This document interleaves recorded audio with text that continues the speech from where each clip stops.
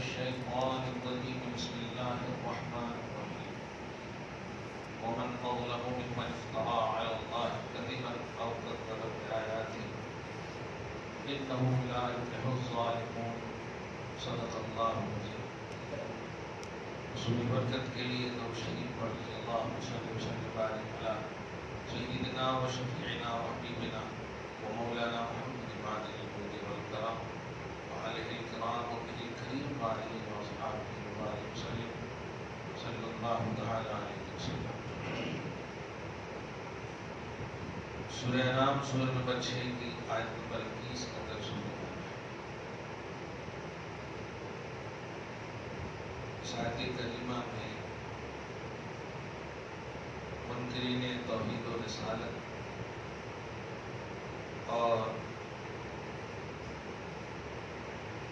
دعوت و رشد و ہدایت نبوت کی تقسیم کرنے والوں کو اس کی مذمت کی گئی ہے اور اس کا انجام بتایا گیا ہے. اور سب سے بڑا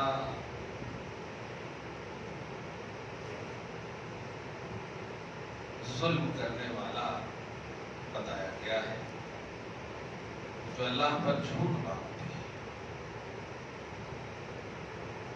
اللہ پر جھوٹ باندھنا یہ ہے کہ تو کوئی وجہ نہیں ہے اللہ پر جھوٹ باندھنے کی، جس کو کہتے ہیں نا بلا وجہ، اور ایک وجہ ہے کہ وہ لال غصہ یہ سب کو پوچھتے ہیں، تو اس کے مقابلے میں اللہ کا انکار کرتے ہیں. تو یہ اصلی ریت اللہ کی تکذیب ہے اور اس حقیقی معبود کو جھٹلانا ہے.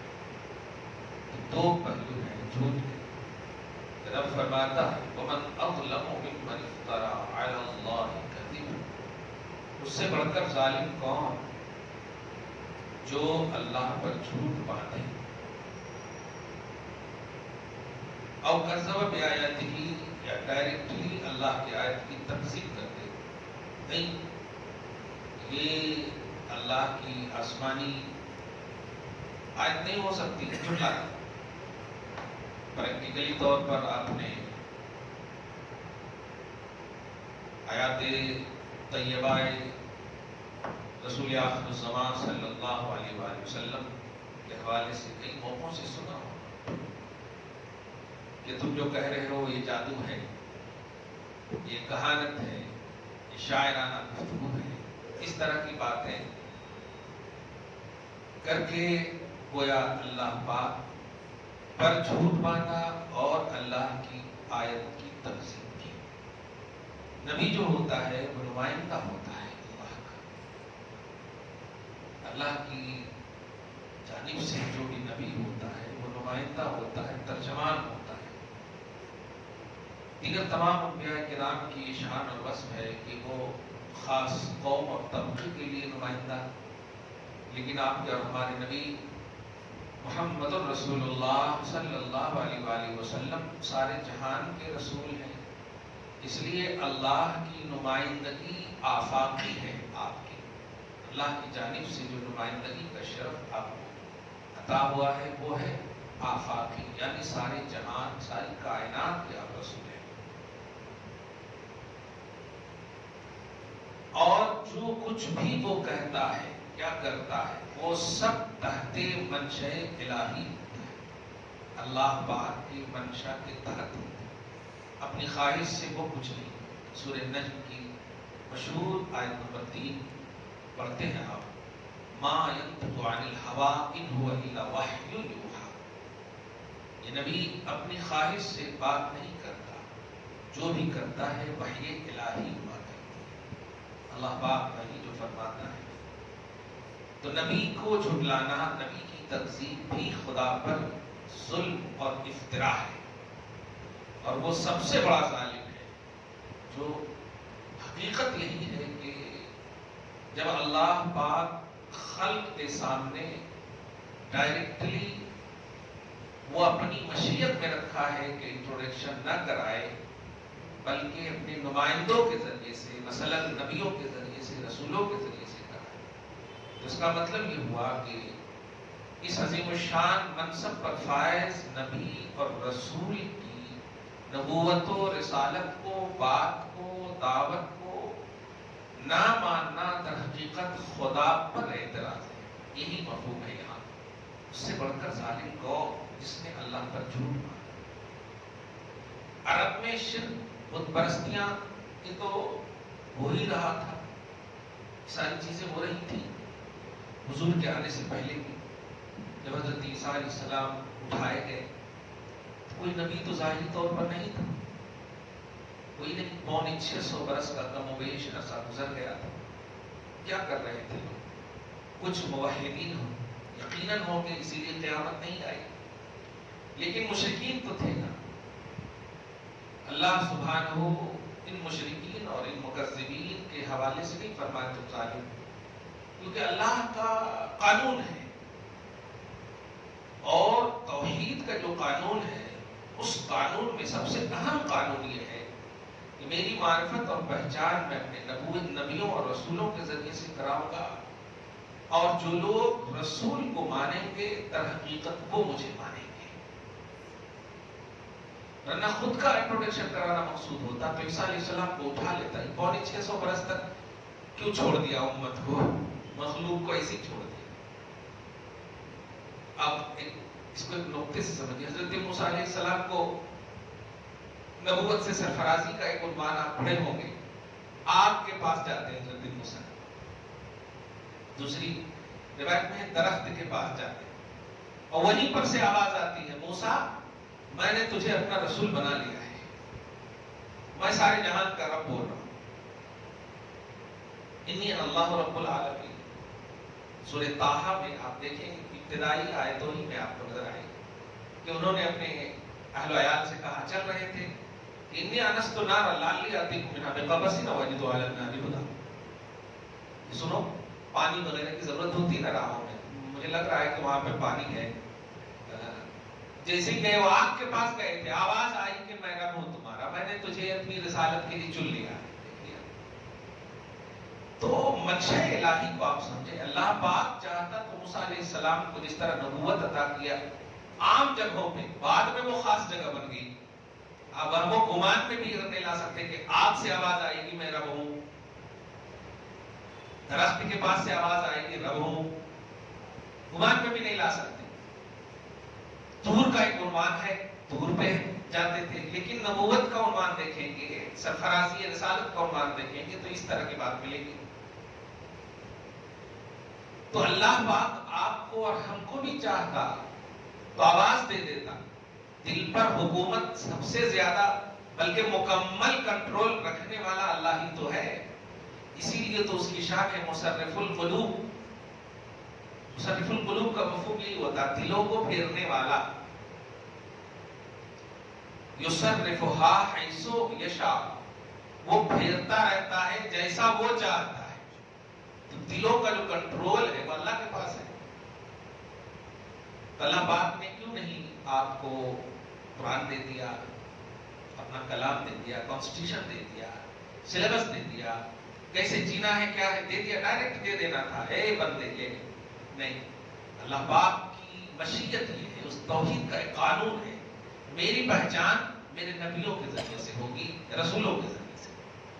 یہ توحید کا قانون سب سے اعلیٰ اور لاسٹ میں، آخری میں محمد عربی صلی اللہ علیہ وسلم کو یہ نمائندگی اور یہ شرف ملا کہ میری ذات اور صفات دونوں کی معرفت کا تصور یہ نبی دیں گے، اور ان کے ذریعے سے جو مجھے مانیں گے وہ مجھے سچا مانیں گے، اچھا مانیں گے. اب سورہ اخلاص میں بھی پڑھتے ہوں گے تو هو اللہ احد پہلے نہیں ہے، قل پہلے ہے، بعد ہے هو اللہ احد. قل هو اللہ احد. ابھی آپ کہیے کہ وہ اللہ ایک ہے، جس کا مفہوم یہ ہوتا ہے کہ میں تو ایک ہے ہی ہوں، لیکن میرے ایک ہونے کا اعلان آپ کریں گے، پھر لوگ مانیں گے، تب ان کی توحید معتبر ہوگی. میں تو اللہ ایک ہے ہی، لیکن میں چاہتا ہوں میری جو سنت ہے، میری جو مشیت ہے، وہ میرا انٹروڈکشن نبیوں کے ذریعے سے، اور آپ تو افضل الانبیاء امام الانبیاء، اس لیے آپ میری احدیت کا اعلان کیجیے. سمدیت کا اعلان کیجیے، لم یلد ہونے کا اعلان کیجیے، ولم یولد ہونے کا اعلان کیجیے، عدم کفو کا اعلان کیجیے، لا شریک لہ کا اعلان کیجیے۔ تو یہ اللہ کی شان ہے۔ ومن اظلم ممن افترى علی اللہ کذبا، اس سے بڑھ کر ظالم کون ہے؟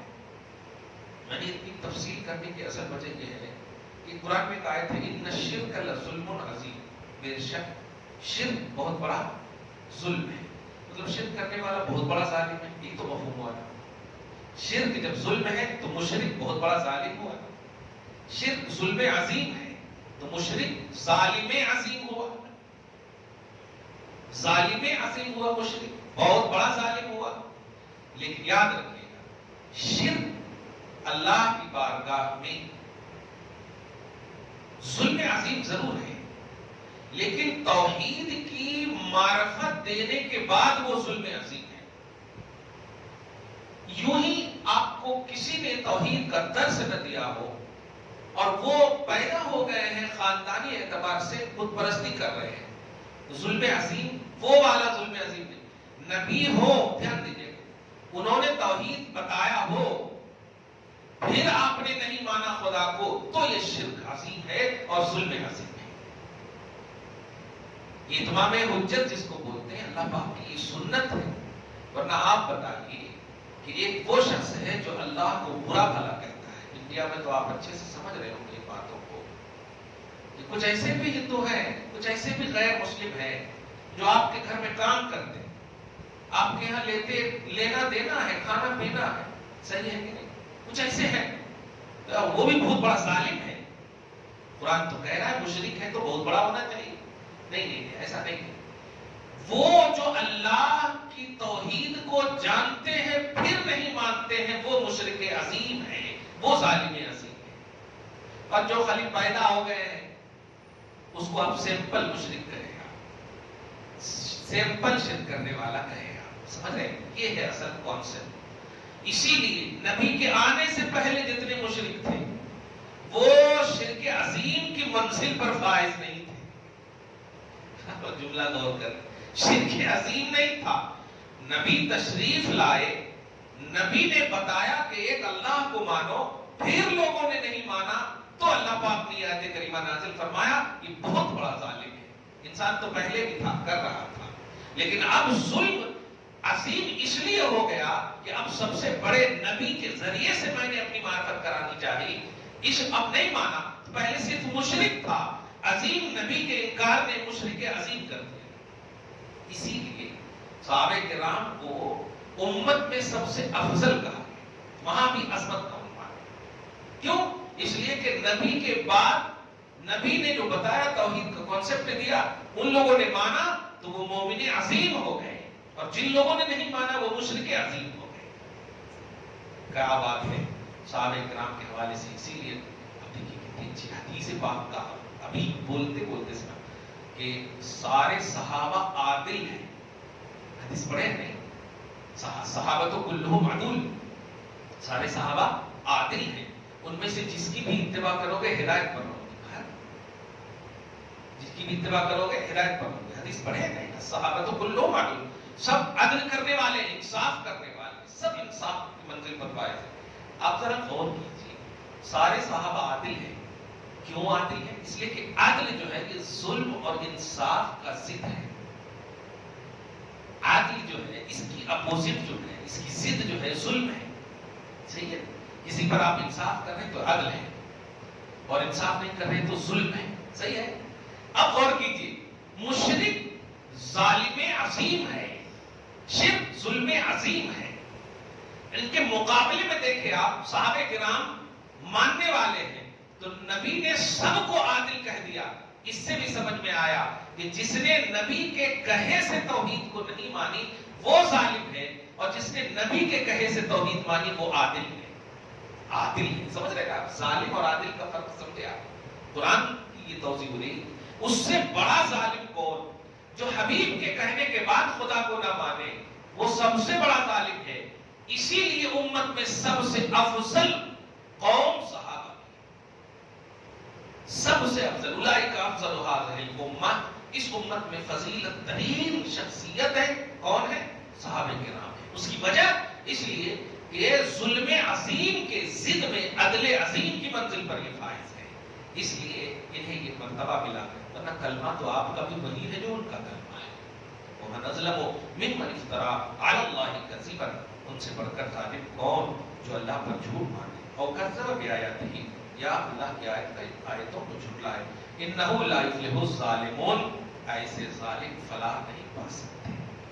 یہ سب یہ آیتیں کبھی پڑھا کیجئے ترجمہ کے ساتھ، تو الحمدللہ کہ جتنی بھی ظلم اور جتنی بھی یہ آپ کو ستانے کی جو باتیں کرتے ہیں نا، دل خراشی کے جملے جو بولتے ہیں کبھی دل ٹوٹنے والے، اس سے آپ کو قرآن سے سکون ملے گا، آپ کو یعنی آپ کو یہ ہوگا کہ اچھا دیکھو مشرک ہے اور مجھے اس طرح کی باتیں کر رہے ہیں، قرآن کا انکار کر رہے ہیں اور مسلمانوں پر بھکتیاں کر رہے ہیں، جملے کس رہے ہیں، قرآن نے آپ کو سہارا دیا۔ یہ کامیاب نہیں ہے، جس کا صاف مطلب یہ ہوا، آٹومیٹک مطلب یہ ہوا کہ وہ کامیاب ہے جو مومن ہے، الحمدللہ۔ کیونکہ جب مشرک کامیاب نہیں ہے اس کا مطلب مومن کامیاب نہیں، تو آٹومیٹک آپ کو ملے الحمدللہ کامیابی۔ ظالموں کو کہا اللہ نے کامیاب نہیں ہے، اس کا مطلب عادلوں کو، انصاف کرنے والے مومن کو اللہ کامیاب فرما رہا ہے۔ تو قرآن کی تلاوت کا مقصد یہی ہوتا ہے کہ آپ میں جو زنگ آلود ایمانی تصورات ہوتے ہیں نا، وہ ختم ہو جاتے ہیں۔ آگے فرماتا ہے وَيَوْمَ نَحْشُرُهُمْ جَمِيعًا، ہم ان سب کو اکٹھا کریں گے قیامت کے دن، ہم ان سب کو جمع لائیں گے۔ ثُمَّ نَقُولُ لِلَّذِينَ أَشْرَكُوا، پھر تمام مشرکوں سے کہیں گے أَيْنَ شُرَكَاؤُكُمُ الَّذِينَ كُنتُمْ تَزْعُمُونَ، لاؤ جو میرے مقابلے میں جن کو تم پوجتے تھے، ان تمام کو بلاؤ، کہاں ہے وہ تمہارے شرکا، کہاں ہے؟ ثم لم تكن فتنتهم، پھر اللہ پاک آیت نمبر 23 فرماتا ان کی معذرت، ان کا جو عذر ہے، ان کے پاس اس کے علاوہ کچھ نہیں ہوگا کہ وہ یہ کہیں گے واللہ ربنا ما كنا مشرکین، قسم ہے ہمارے رب کی کہ ہم مشرک نہیں تھے۔ وہاں بھی جھوٹ بول رہے ہیں، اتنا پول کھلنے کے بعد بھی اللہ سامنے اپنی شان کے مطابق وہاں بھی کہہ رہے اللہ کی قسم کھا کے کہ ہم مشرک نہیں تھے۔ تو اللہ فرما رہا ہے اپنی شان کے مطابق کہ انظر کیف کذبوا علی انفسہم، دیکھو دیکھو دیکھو دیکھو کیسا ابھی بھی اپنے اوپر جھوٹ باندھ رہا۔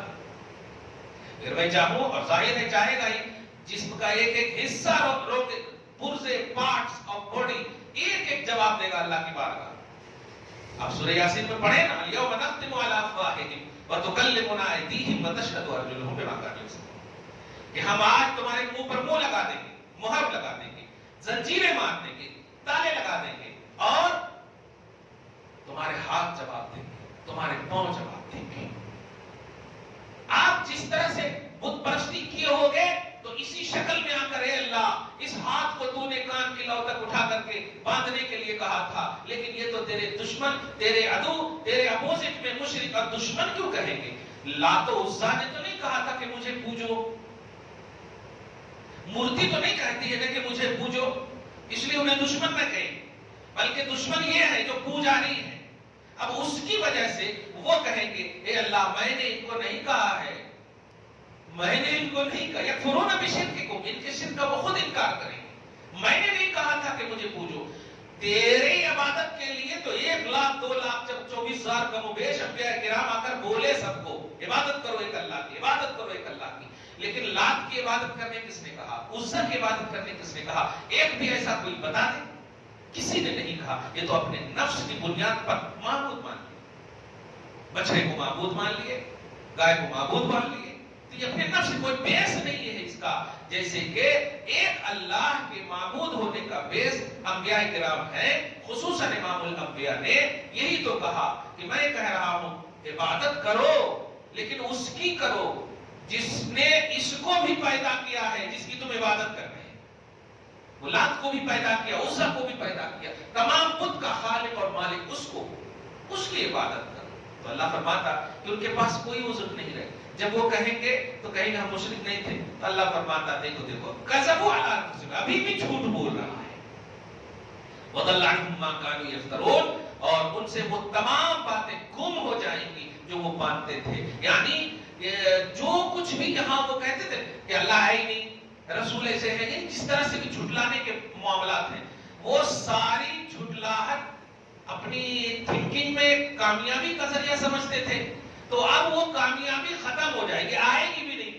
سوچیں گے بھی ارے میں نے تو ایسا کہا تھا، میں نے ایسا کہا تھا، کہاں ہو لات، کہاں ہو عزا، لات بھی ان کو لات ماریں گے، کہاں ہو عزا، کوئی نہیں آئے، وَضَلَّ عَنْهُمْ مَا كَانُوا يَفْتَرُونَ، ان سے وہ تمام باتیں گم ہو جائیں گی جن کا وہ افترا کرتے تھے۔ وَمِنْهُمْ مَن يَسْتَمِعُ إِلَيْكَ، کچھ ایسے بھی ہیں مشرکین، حبیب جب آپ میری کلام، میری آیتوں کی تلاوت کرتے ہیں نا تو یہ اتنی اچھی ہے کہ انہیں ایک دم بالکل مسرور کر دیتا ہے۔ ان میں حضرت ابو سفیان بھی ہیں، ایمان لانے سے پہلے ابو جہل اور دیگر تمام جو مشرکین تھے نا، ان کے ساتھ بیٹھ کے کان لگا کر سنتے تھے حضور کی تلاوت قرآن کو۔ تو قرآن اسی کی نقل فرما رہا ہے، کہتا ہے کہ حبیب یہ کچھ ایسے مشرکین ہیں جو کان لگا کر سنتے ہیں۔ آج بھی آپ دیکھیے لوگ بولتے ہیں کہ سوشل میڈیا کو نہیں دیکھو نہیں دیکھو، سب سے زیادہ وہی دیکھتا چھپ کر کے، کیونکہ کیوں روک رہا ہے؟ وہ جان رہا ہے تب تو روک رہا ہے، اور جاننے کے لیے دیکھا ہے تب تو روک رہا ہے۔ آپ سمجھ رہے ہیں؟ ہاں خیر، تو کچھ مشرکین ایسے ہیں جو بعد میں پھر ان میں سے ایک حضرت ابو سفیان ایمان لائے کہ آپ کی طرف کان لگاتے ہیں، لیکن میں اعلان کر دیتا ہوں ان میں سے اکثر جعلنا علی قلوبہم اکنہ، ہم ان کے تمام دلوں پر ہم نے خلاف چڑھا دیے ہیں، پردے ڈال دیے ہیں، ان یفقہوہ، وہ نہیں سن سکتے، نہیں سمجھ سکتے، وہ سنیں گے مسحور ہوں گے لیکن دل کے اندر، حلق کے اندر نہیں آئے گی۔ فی آذان کے بقرہ، اور ان کے کان حقیقت کی بات سننے سے بالکل مانے گے نہیں، ہم نے پردے لگا۔ اب سوچیں اللہ جب پردہ لگا دے تو اس سے بڑا کوئی ہے ہی نہیں، تو ہٹائے گا کون؟ کوئی نہیں ہٹا سکتا۔ یہ اللہ پاک کب کرتا؟ جب نبی نے کہا ہو پھر لوگوں نے نہیں مانا ہو، تب اللہ کرتا۔ اب اللہ کی قدرت اور توحید پر اعتراض نہیں کیا کہ اللہ تو قادر تھا، وہ پردہ لگانے کے بجائے ایمان ہی دے دیتا دل میں، تو کہا نہیں، توحید کا قانون ہے۔ ہر چیز جب دنیا میں خلق میں بھی آپ دیکھ رہے قانون کے تحت ہے نا۔ آپ ظہر کی نماز ابھی پڑھے، عصر کیوں نہیں پڑھے؟ پڑھ کر کے بول دینا تھا نمازی تو ہے، آگے پیچھے کرنے میں کیا آتا؟ نہیں، قدرت کا یہ قانون ہے۔ تو قانون قدرت کے تحت ہے کہ اللہ پاک بے شک قادر ہے کہ آپ کو ایمان دے سکتا، لیکن اس کا سلیبس یہ ہے کہ نہیں، نبی بولیں گے پھر تم مانو گے تب ایمان ڈالوں گا دل میں، یہ ہے، یہ اس کا قانون۔ دیکھا آپ نے؟ تو عطائے ایمان کا بھی جو بیس اور معیار ہے رسالت و نبوت ہے۔ اللہ فرماتا وَيَرَوْا كُلَّ آیَةٍ، اگر ہم پوری آیت بھی ان کو دے دیں اور یہ پڑھ لیں، حافظ بن جائیں، سب بن جائیں، لا یؤمنون، پھر بھی یہ ایمان نہیں لائیں گے، کیونکہ میں نے پردے ڈال دیے، اور پردے ڈالنے کی وجہ نبی کے ذریعے سے انہیں نہیں مانا۔ ہاں حتی اذا جاؤک، یہاں تک کہ وہ جب آپ کے پاس آتے ہیں میرے محبوب، یجادلونک، وہ لڑ پڑتے ہیں، یقول الذین کفروا، وہ یہ کہتے ہیں، یہ کفار کہتے ہیں، ان ھذا الا اساطیر الاولین، یہ تو اگلوں کی کہانیاں ہیں، یہ تو قصے ہیں، اگلوں کی کہانیاں۔